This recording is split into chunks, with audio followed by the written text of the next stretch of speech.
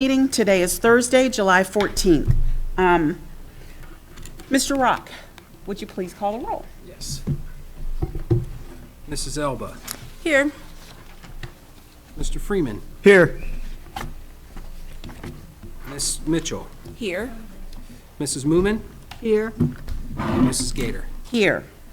Would everyone please stand for the Pledge of Allegiance?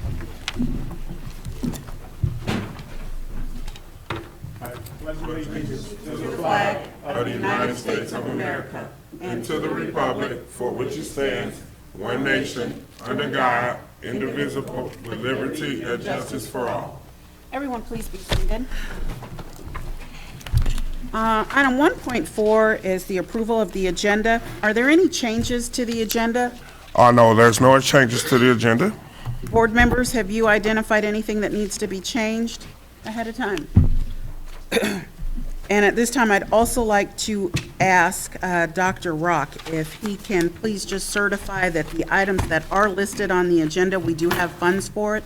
Yes, we reviewed the agenda items, and we have funds for that. Okay, It's covered with our temporary appropriations. thank you very much. All right, so at this time, I'd like to ask for a motion to approve the agenda then. Madam Chair, I move that this board approve 1.4, approval of agenda, July 14th, 2016, informational board meeting. A second. Thank you. It's been properly moved and second.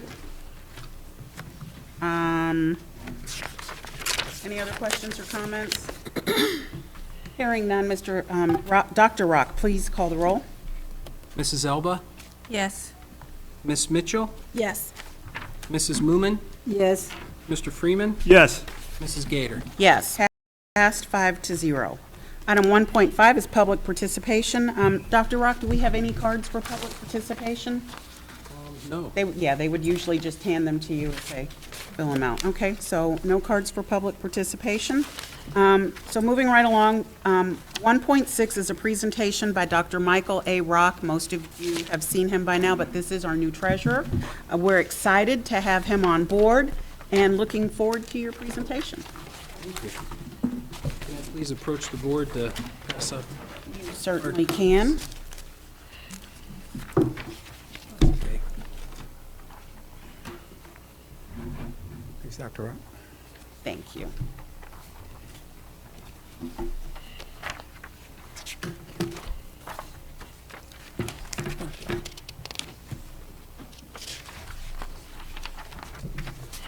Okay, this presentation is about the financing opportunities that we have to finance a school building or multiple school buildings. And the public finance specialist that we would utilize.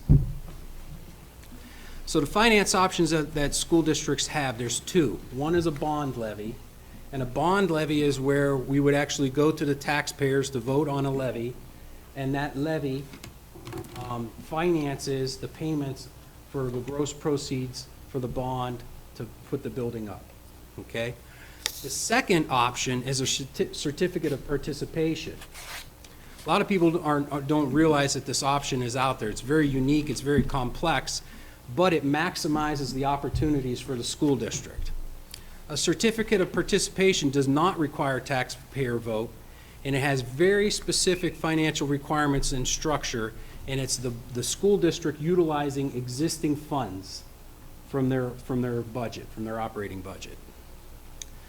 A certificate of participation, often we call it a COP. The advantage for the overall master plan is this will decrease the tax levy millage that we would have for our overall master plan project.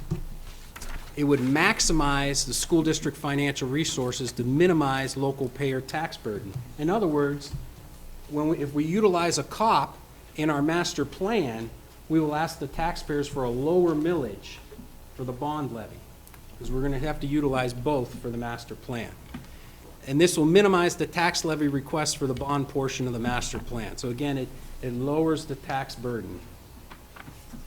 It's a very complex issue, and these are quotes right out of the OSBA, the Ohio School Boards Association Business Administration Manual. The issuance of long-term financing is a issue for school districts. That's whether it's a bond or if it's a certificate of participation. Needs must be assessed, project plans must be developed and reviewed, and the debt must be structured within legal, market, and political constraints. In other words, your community that you're within. There's unique items that we have to deal with. It's also a complex issue because it's a delicate balancing act requiring the assistance of individuals that specialize in the art of school financing. The three individuals that we need is bond counsel. There's a lot of legal requirements in Ohio Revised Code that we have to comply with. We need a bond underwriter. That's the person that's going to take the bond or the certificate of participation and get us the proceeds and take it to the investors, and they underwrite that.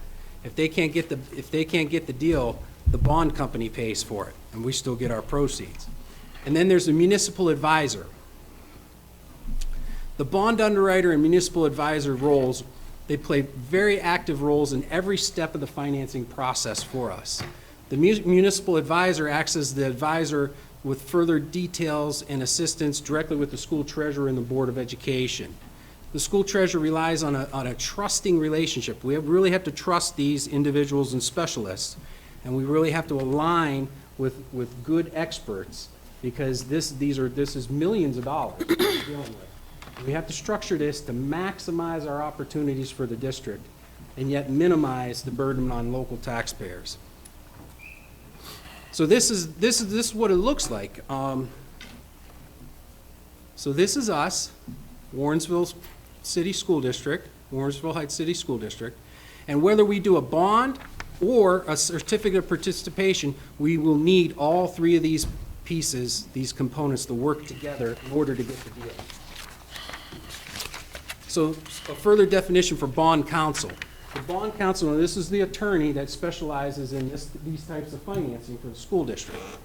The bond counsel, they're going to help us with Board of Elections timelines, the deadlines of when we could put this levy on the ballot.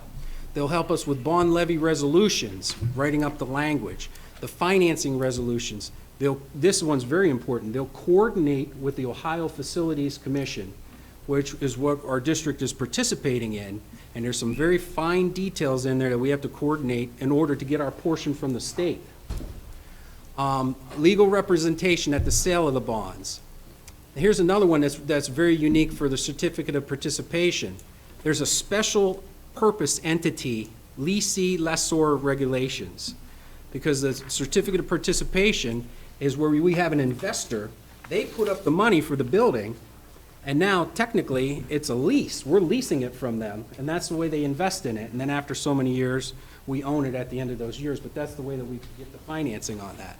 So that one's very important to have your bond counsel help you with that. And then there's also debt level benchmarks that we're required to follow by Ohio Revised Code. We can't go beyond our means. And also there's an official legal opinion where when we're ready to go present the deal to the bond for financing, they look for the bond counsel to sign off and say, yes, this meets all the legal requirements. And it would probably be a real big book with a lot of documents.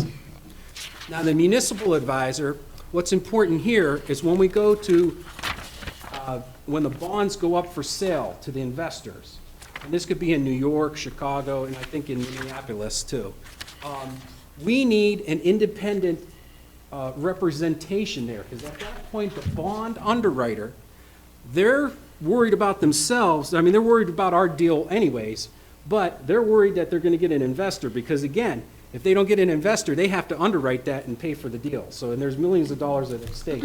So at that point, it's very important that we have an independent representative still as a liaison for the school district.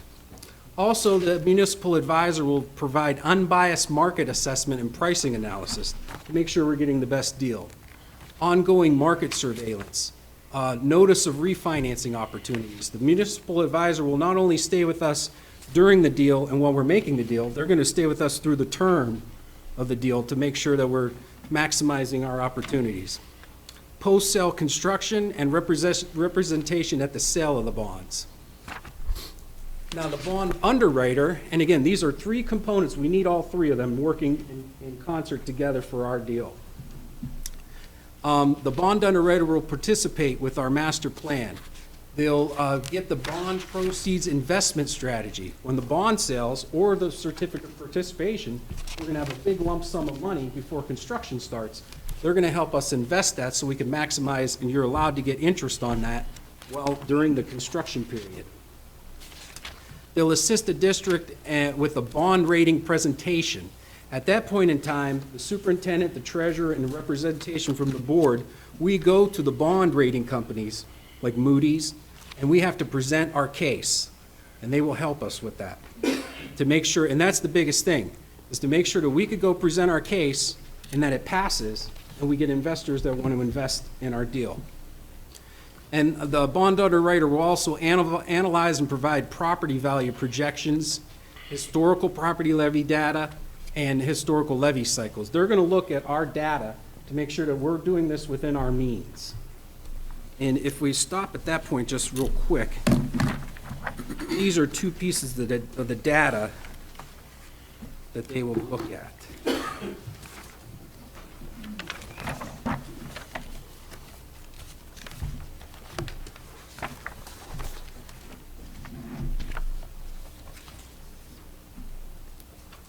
And what this is all our current levies that we have right now.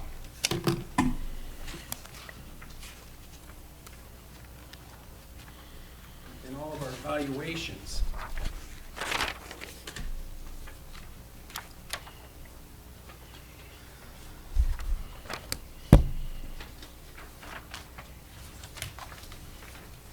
It's 4 pages full of information for us. So, if we look at this one that looks like this, where it's like an old computer printout, this shows all of our levies that we have right now, currently, right now with the county auditor. So you could see that in that section over here where it says CONT, that means it's continuous. We don't have to renew it, we don't have to go back to the taxpayers. And that's real good for us because, you know, that's our continuous money. And then also in there, you can see that we do have a bond, and that's going to be expiring in 2023. So when that expires, we can start looking at that in the picture too, because this financing is going to go beyond that. Most of this financing will land at about 35 years. That's where most of the financing is landing. You have a 40-year limit, but what they do is they include the furniture and fixtures, and the life of that brings it down to like a 35-year term. If you look at the back page of that sheet, and this is data that we're going to utilize continuously. You're going to see these reports over and over and over again, so this is just an introductory tonight. This shows the effective millage. So we may have a levy, and these are all our levies. So if we just pick the one from 1980, when it was passed in 1980, it was passed for 5.9 mils. Well, the state of Ohio requires us to fix those. It can never collect more than 5.9, and it can never collect more than what the original dollar amount was in 1980. So now, instead of 5.9, we actually charge 3.96 to the taxpayers. And what that shows is that the community has grown. So as the community grows, everybody pays a little bit less because we can't go over the maximum. So that's what this shows, and that's very important too, to look at our effective millage rates. And then the other sheet, the one that has a lot of columns on it, these are all our property valuations, and this is something that I look at, and I know they are going to look at it. It goes from 1997 to 2015. These are all our values. If you took all of our tax values in the whole district and added them up, currently that's at $358 million. And that's over here off to the right. Mm-hmm. So you can see where we've grown or where we've gone down. And in this valuation, we've gone down $22 million. You know, so it fluctuates. But if you go back to 1997, we were at $226 million. So you can see how far we've grown. Now, our bond counsel will look at this and the bond underwriter to see how this can extrapolate out into the future and how this will help us fund our financing for the projects. And then the back page is two other key pieces of information. The first box that says new construction. that's where they're gonna look at, what is the new construction coming into the district? This past year in 2015, if you go down to the bottom, we had $9.2 million of commercial new construction. And then the next box over is our total tax revenue that we collect for the district. And this year it was $15.8 million.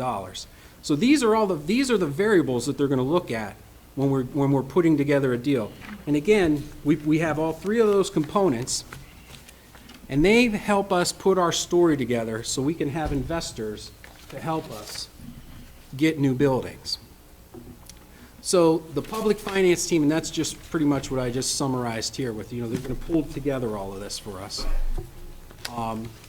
And the end result is that we have project financing that maximizes the funds provided by the local taxpayers and the existing funds of the school district. So all in all, it adds up to where we have new facilities for the school district within the financial efficiency of making our best bang for the dollar. And then that concludes that section. Okay. Thank you. That was really good information for us. Does anyone have any questions on any of the information that he gave to us? I know it was a lot. Any questions? I have a question. Dr. Rock, out of Yes. the two, what would be your preference? The COP or the bond levy? Your personal, both? We have to utilize both. Okay. Because on the certificate of participation, it looks at your current revenue. We would have to have astronomical revenue in order to cover a $70 to $80 million bond project. But we do have enough to cover a segment, to maybe cover one building. So that's what we're looking at. So that's where we're going to maximize, because we could use part of a COP, certificate of participation financing, and then part of a regular bond. But by that, we're maximizing our dollars and doing our fiscal stewardship for the school community. Thank you. So the hope is that when it's all said and done with this COP, that we would be able to, if not fully fund it, then a good portion of this funding is going to go towards a new building. Yes. So in other words, we might be able to get a brand-new elementary school out of just the money that we already have available to us. Yes. Okay, so I wanted to make sure that everyone was clear on that. And it would still leave us at a good place financially. Yes, and that's why we have all three of those components working for us. They will raise the red flags and say, oh, wait a minute, you better be aware of this. We make those decisions. And the municipal advisor is the one who is advising us, telling us that this is where you can get the money from. You've got this money that's coming in from tax revenue, and you could put this money towards, I guess, a lease. Yes. Towards purchasing, or towards building a new school. The municipal advisor is a liaison for the district, but if they say something, and this is the beauty of the three-prong part for the components, if they say something that's not legal, our bond counsel is going to say, wait a minute, we have a concern here. And right now we're doing a lot of research on this because of the ELP program that we're in, where we can get some credit on by doing this. This is brand new legislation that's out there. So that's where all three of those components are working together. And then the bond underwriter may say, wait a minute, we're not going to be able to sell this deal to the investors. So that's why you have all three of those prongs are vital for the project. That's why they're all pointing into us. So what happened to the proposal that we had worked on earlier with the state? Is that completely out of the picture now, or? No, that's actually is the picture. That's the master plan. But what we're trying to do now is to pull off a segment of that and utilize existing resources of the school district by doing this complex issue of the certificate of participation, and then lowering the amount that we need for a bond levy. Does that help answer your question? Not really. Oh, You know so what, the OFCC has the master plan? I have to study this, okay, because I still have a lot of questions about it. I'm looking at the cost, and then I'm looking at hiring more people. We got 3 people that you recommended that we hire. Actually, and that's the other part of this. All three of those items that we have, they're transactional based. The district will not pay $1 Okay, And it's floated into, the cost of it is built into the proceeds when the bond is sold.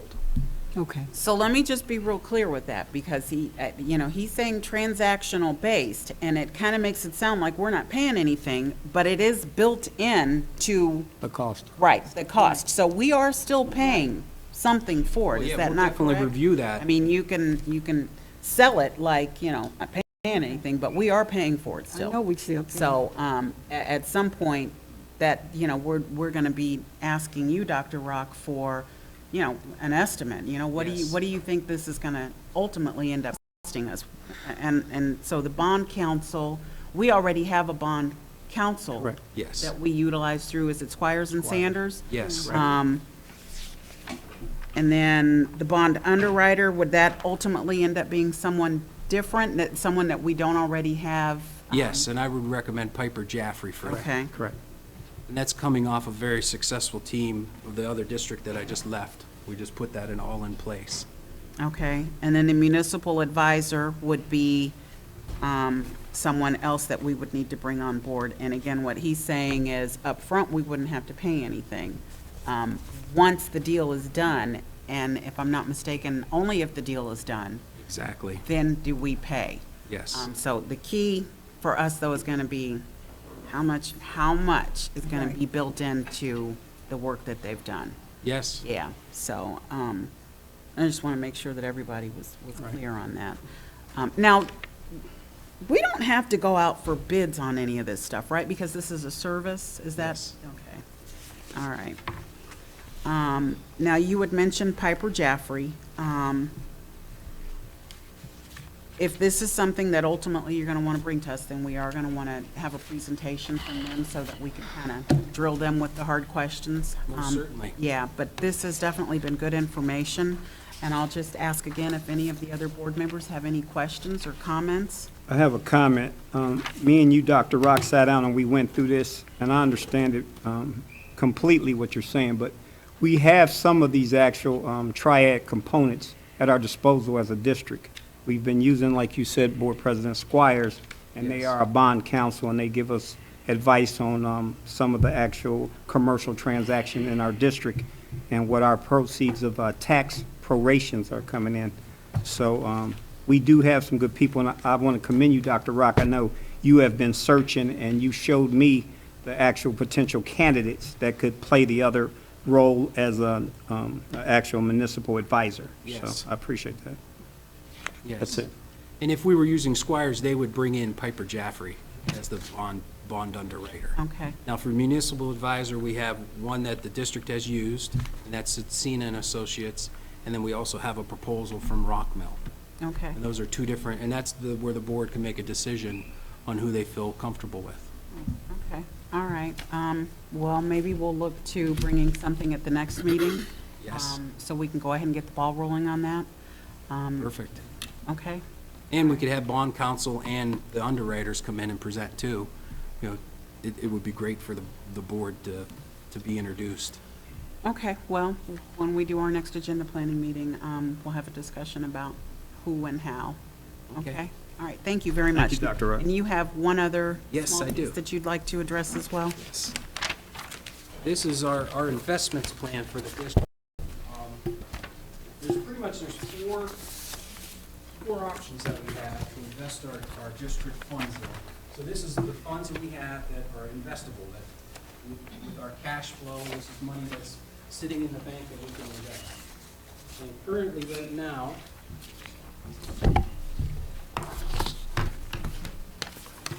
we have money invested in a money market account, and I just don't have good news on interest rates. They've been bad since, and we were just even reviewing in the office today.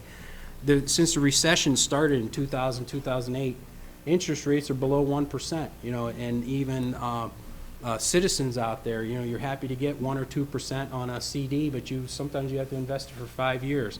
It's even worse for school districts because we have to be collateralized by 125%. That's required by the banks to do public finance.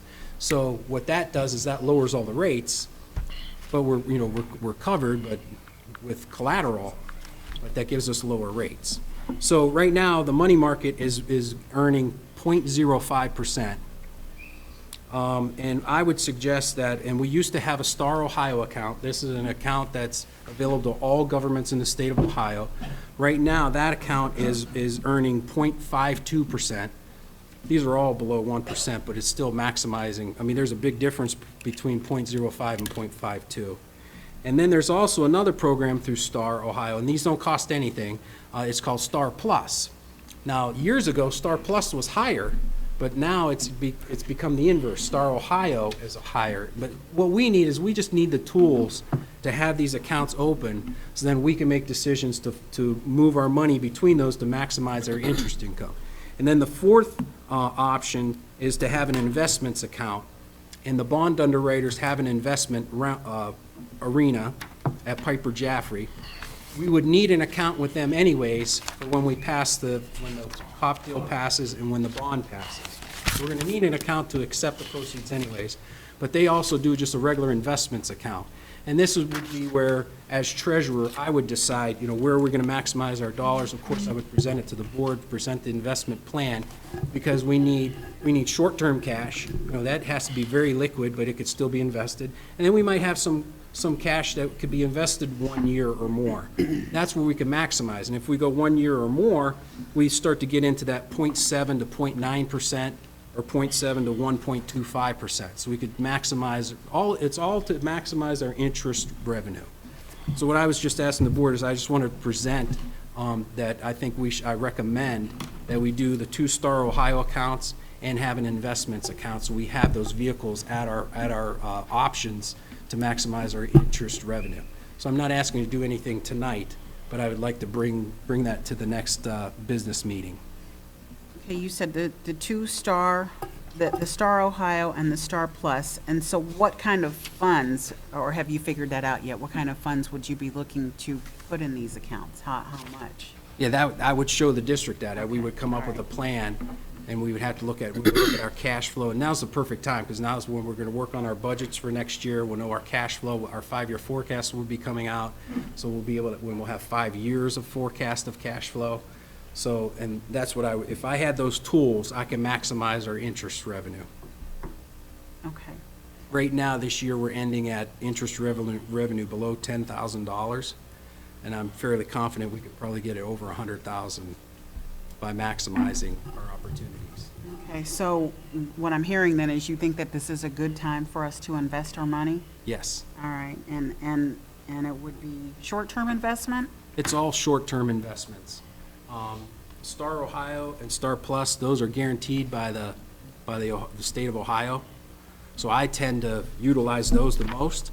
And then if we have anything that could go out a year, we would potentially, and everything would be purchased within our investment policy, which is the last page of the hard copy handout that I gave you. Okay. It showed, what we're allowed to invest in.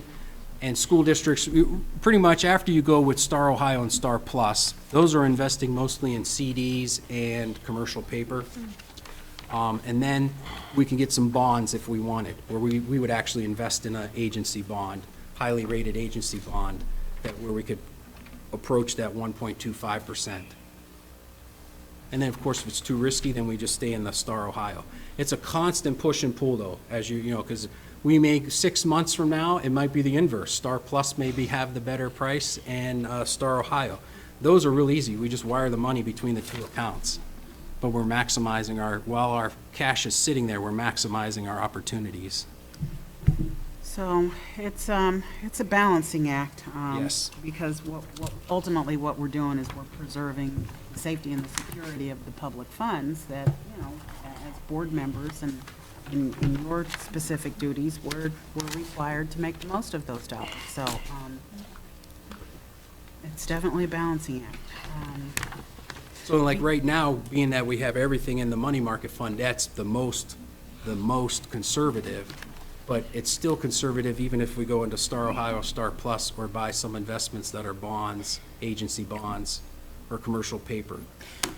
So before we make any investments, though, we would want to make sure that our actual cash flow projections are correct. Yes. So how long would it take for us to ensure that our cash flow is accurate before we could start making those investments?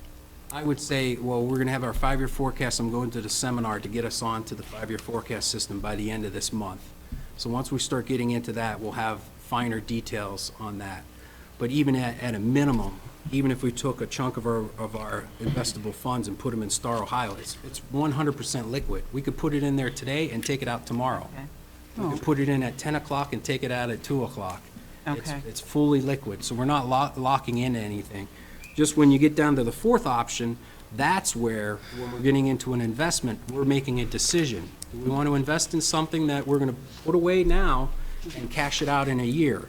Those are the big ones, and that's where we will, well, I will show you the whole plan, but that's where the rubber meets the road on decisions. But as for the top three options, that's fully liquid. So And- like even today, I could take our money out of the market fund and put it right into the Star, Ohio.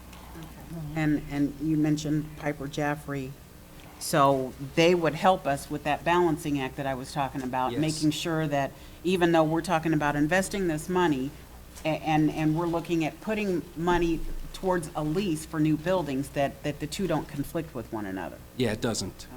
Okay. That's part of their business as bond writers, is to have an investments arm. Any bond underwriter that you find, they're going to have an investments arm because they have to collect the money when it's sold to the investors. Okay, all right.